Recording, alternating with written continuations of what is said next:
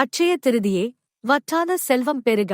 அட்சய திருதியே அன்று என்ன செய்தால் செல்வம் பெருகும் தெரியுமா? வாங்க தெரிஞ்சிக்கலாம்.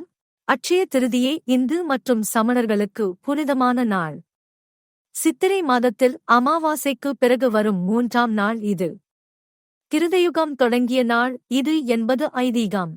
திருமால் மற்றும் பரசுராமரின் பிறந்த நாளாகவும் இது கொண்டாடப்படுகிறது. கங்கை நதி பூமிக்கு வந்ததும் இந்த நாளில்தான். சமணர்கள் ரிஷபதேவரின் நினைவாக கொண்டாடுகிறார்கள்.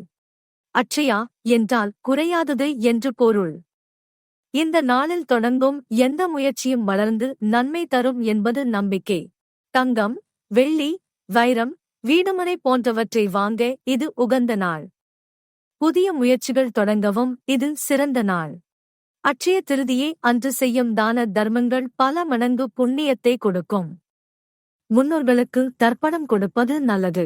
இந்த நாளில் செய்யப்படும் பூஜைகள் மற்றும் வழிபாடுகள் குடும்பத்தில் மகிழ்ச்சியையும் செழிப்பையும் அதிகரிக்கும்.